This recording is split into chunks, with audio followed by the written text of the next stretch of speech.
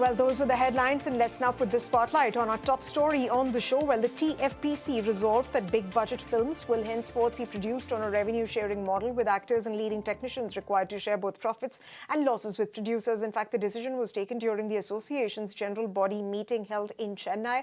The move is set to be aimed at addressing financial pressures arising from declining revenues from theatrical releases, as well as over-the-top or OTT and satellite businesses. In fact, as part of a broader restructuring effort to safeguard theatrical revenue, the association also mandated staggered OTT release windows. These films featuring lead actors can only be released on OTT platforms after 8 weeks, and those featuring mid-tier actors after 6 weeks, and small budget films after 4 weeks. That's essentially what the communication from the film body essentially states. And to decode this policy move further and what really has the TFPC resolved and what has it communicated in terms of a revenue sharing model, we are now joined by Girish Vankede. He's a movie trade analyst. We are also joined in by G. Dhanyajayan. He's a treasurer of Tamil Film Active Producers Association. Thank you very much, gentlemen, for taking the time out and speaking to us here on ET Now. Let me come to you first, Mr. Dhanyajayan.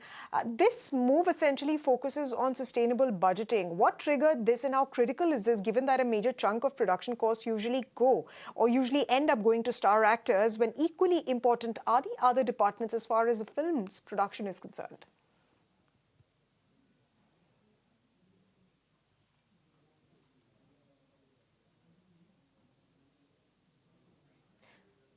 Mr. Dhanyajayan, if you could respond to my question. This question was for you.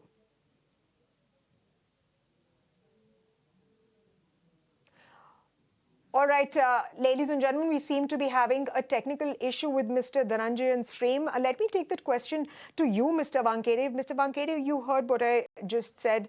This is essentially about, sustainable budgeting. But what really triggered this move, and how critical is this for the South Indian film industry? It's very important, and the things which have triggered this is there are several big budgeted films which has done not great on the box office. They have fumbled. There are not great collections, and it is not only Tamil film industry. The entire film industry is going through a very difficult phase where we have the biggest cost of production. When we talk about the landing cost, includes the cost of production and the prices or the fees of the stars, which is astronomical. So the overall budget becomes more than 200 to 300 crores. And to get that recovery, the entire onus is only on the producer. Just the star get his fees and he gets away with it.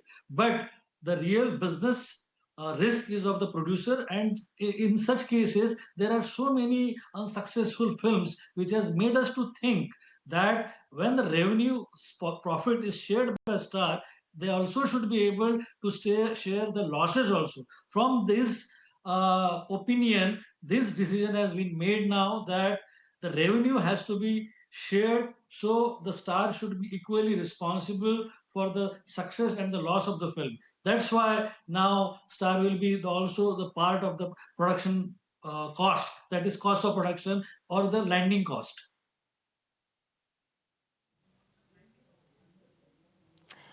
Right. In fact, let me also ask you another question, Mr. Vankede. Could this system benefit smaller producers, or will it mainly protect big studios and established stars? If you could throw some light on that as well. It will benefit everybody, because when an actor is the part of the production, then he becomes responsible, he becomes more serious, then it becomes his own film. Most of the stars are also the producers. So you see the films which are produced by the star themselves, they take their films more seriously, and that is the reason it works. So the small budgeted films will be also benefited by that, because it is not only this case, but the OTT window has also been dictated for the small budgeted films. Like it has been a 4 weeks window for them. So for the big budget films, it is 8 weeks window. Medium budget films, it is 6 week windows. So these are all for the benefits of the small budget films as well. Right, these benefits definitely will impact small budget films as well. But Mr. Wankhede, will Bollywood or the Hindi film industry take a cue from this? And is there a possibility of this getting replicated in the Hindi film industry as well? We should learn from this. Actually, the Hindi film industry should learn, because this is a great initiative by Tamil film makers, and this should act as a prerogative for the Hindi film actors also, because we have seen so many highly placed budgeted films of the superstars which has been unsuccessful. So we should also take a cue from this. We should also learn from Tamil film industry what they have done, and we should also make the stars the part of the production, make the stars the part of the revenue stream. They should be equally responsible for the losses if they are equally responsible for the profits. That we should learn from them. Right, Mr. Wankhede. In fact, I'm given to understand that Mr. G. Dhananjayan is the treasurer of the Tamil Film Active Producers Association, has once again joined us. Thank you very much, sir. We do hope that your video line has been fixed now. I was asking you about what really triggered this move and what is the kind of change that you expect to bring in the film industry that you represent.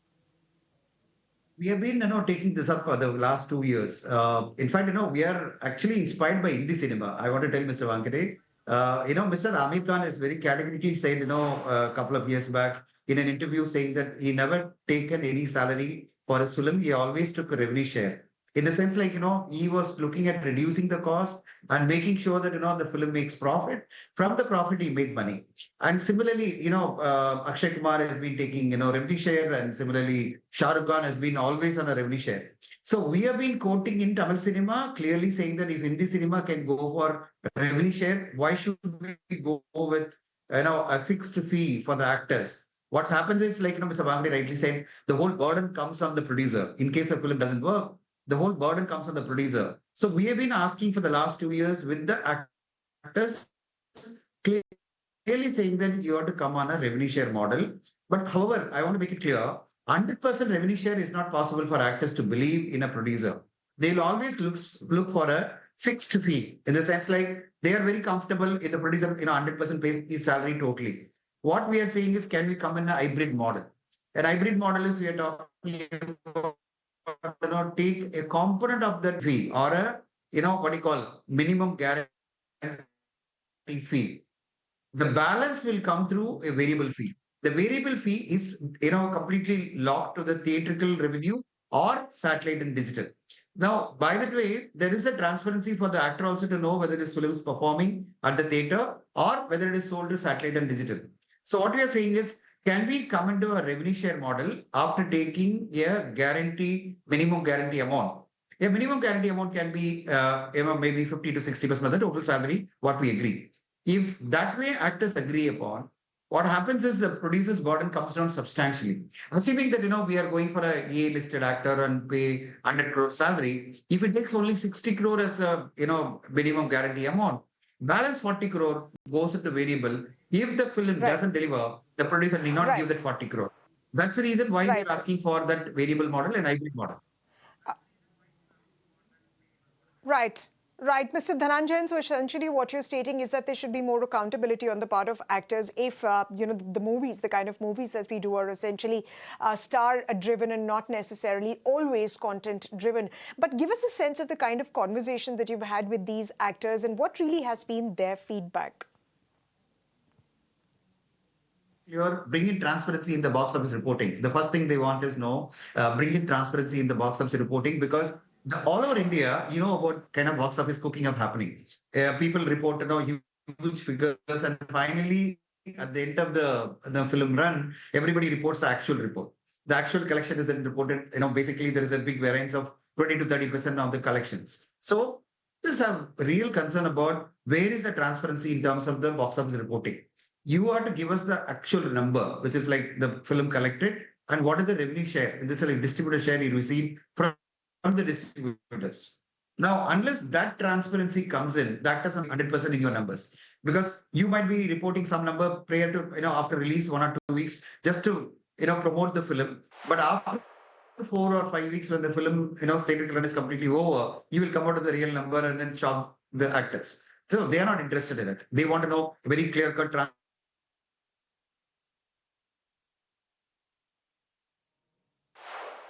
sir. They were Right, Mr. Dhananjayan. In fact, we've lost your audio in your feed once again. Would request. All right, I'm being given to understand that Mr. Dhananjayan is back with us. Mr. Dhananjayan, there's also, when we take a detailed look at the press release that's been, of course, shared, it essentially says. And it imposes stricter timelines on OTT. But could stricter OTT timelines encourage more people to return to theatres? Because that's been one of the biggest concerns, that the movie film industries all across the country are facing increased competition from OTT. What kind of footfall are you expecting this particular move will help in increasing as far as theatres are concerned? certainly there is a perception among the audience saying that every film is going to come in 4 weeks. So there is a worry among the theatre owners that this 4 weeks window mindset of the audience has to be changed. For that, what they are demanding is make across the board all films 8 weeks, which is very difficult to convince OTT platform. That's why Producer Council has come out with a model whereby saying only for the first level, 3-4 actors alone, 8 weeks, then 6 weeks for most popular actors, and then 4 weeks. So they come out with the three models like 4, 6, and 8 weeks, provided this is agreeable to the OTT platform and theatre owners. This is something Producer Council would like to implement, because the audience should know every film will not come out 4 weeks. There will be 8 weeks. This will the audience to come to the theatre is the whole idea of 4 and 6 weeks of OTT window have been planned. But all these things are, can you hear me? But all these things are subject to either agreeable by OTT platform and theatre owner association, because they are the other two components which are very strong. Right.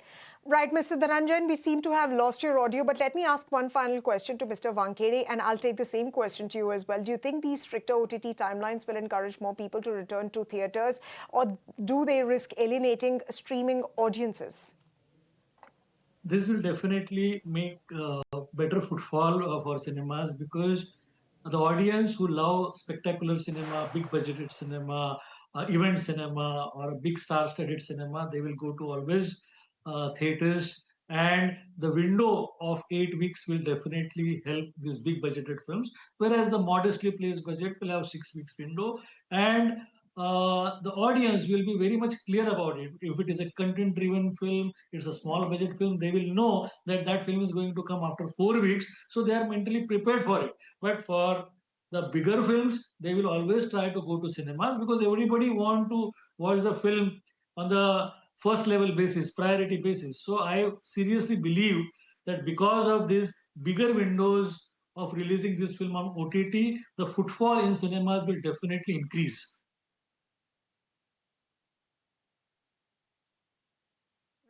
Mr. Wankhede, of course, we'll have to see how this policy really sort of shapes up the Tamil industry, and of course, how it ends up making actors more accountable, and of course, making the whole unit accountable as far as the process of film production is concerned. But on that note, we're completely out of time. Thank you very much, gentlemen, for taking the time out and speaking to us here on ET Now.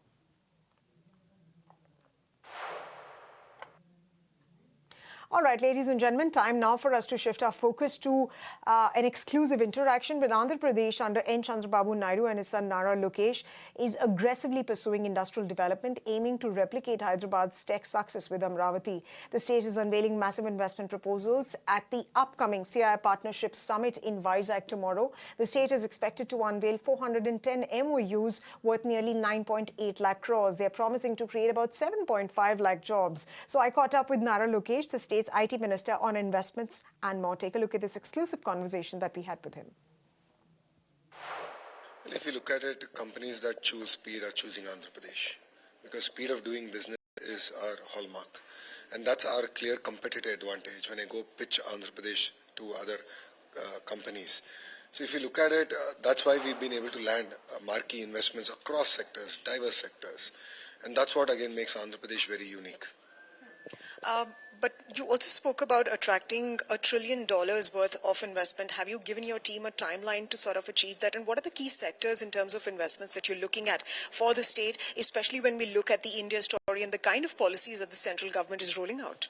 If you look at it, our clear target is 5 years.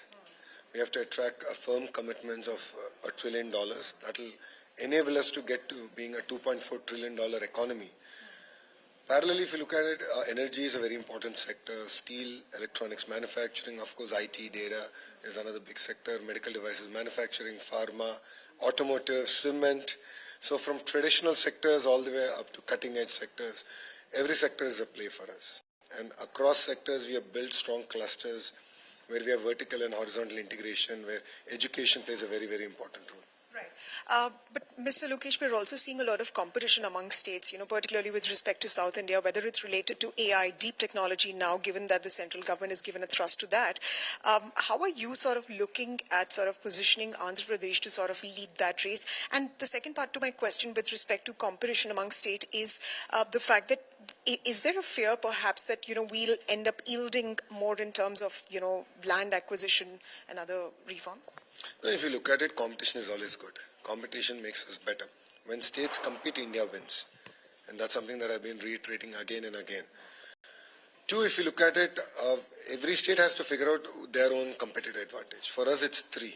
Right. We have speed of doing business. Two, we have a leader with a clean, clear track record. That's Mr. Naidu.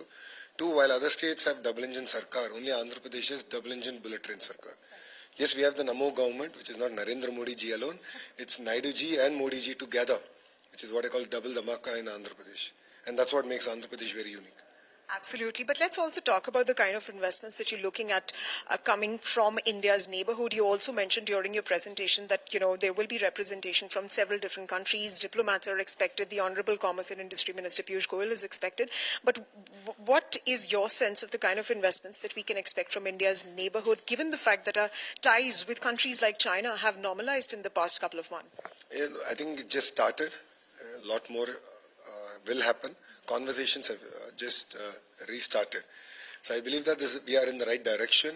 Yes, in electronic space, we are attracting investments. There are specific sectors, focus areas, and a lot of domestic companies that are also working on JVs. So exact numbers, details, wait for 2 more days.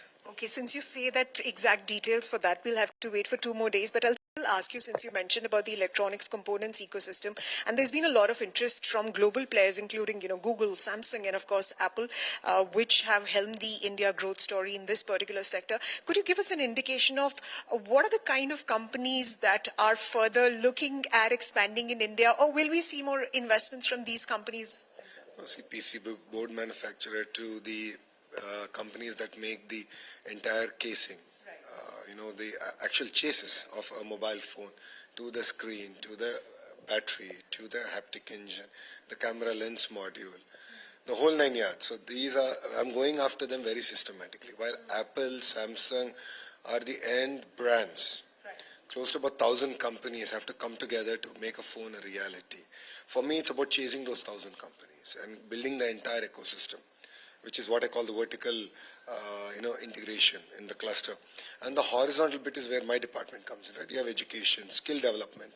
You'll have, testing, certification. That's very, very important. So I'll give you an example. Let's talk about solar cell manufacturing. Out of the top 10 companies in India, 5 are investing in Andhra Pradesh, have already started construction. No, but we don't have a curriculum. I don't have a bachelor's in it. I'm doing that. I'm doing a master's program. I'm working with a global university to bring their prototyping, their expertise, to build out an ecosystem near Tirupati where all these companies are coming together. Then I'm going and chasing those companies who are going to rate these cells. So we're trying to build the entire ecosystem together. I believe that is going to be very, very important for our country. And I'm sure Andhra will lead from the front. Absolutely, and we have to ask you this, since you are very passionate about entrepreneurs, and of course you want to sort of give a boost to entrepreneurs in the state. You have spoken about the $15 billion worth of investment from Google. You've also spoken about the additional $120 billion worth of investment that we're going to see. But where do entrepreneurs and small MSMEs, they figure in your plan of as far as investments in the state are concerned? See, for me, Google is important, but equally a mushroom processor is important, or a banana processor, or a mango processor is very, very important. A lot of thrust is on MSME in Andhra Pradesh. So every assembly constituency has now an MSME park. So we have built it out. We are building the entire ecosystem that is required for it. And we are enabling entrepreneurs to come together. And we are going to create that entire ecosystem and make it very vibrant. So someone who wants a 500 square yard to all the way to about an acre of land, we'll be able to give even a plug and play, or if they want to build out their own facility, we'll be able to do that. Speed is going to be key to your plan of attracting investments in the state. Mr. Lokesh, just one final question before we let you go, and I have to ask you this on the tariff scenario. The Indian government has indicated that it is bracing for any sort of scenario. A deal could be struck within a month, it could take a couple of months, but the Indian government is bracing for all sorts of scenarios to come up. We have presented a proposal to the United States. How is the state of Andhra? How are you sort of supporting businesses in the state in terms of a diversification per se? If you look at it, Aqua is very large. We are only second to Ecuador. There's a 34% taxation difference, tariff difference between Ecuador and India in shrimp. So I worked with the entire industry. I said, how do I reduce your cost of production? And what is the role of the government in it? What is the role of industry in it? Parallelly, we are saying, okay, let's move up the value chain. So we've done shrimp, a certain variety, how can I do it better?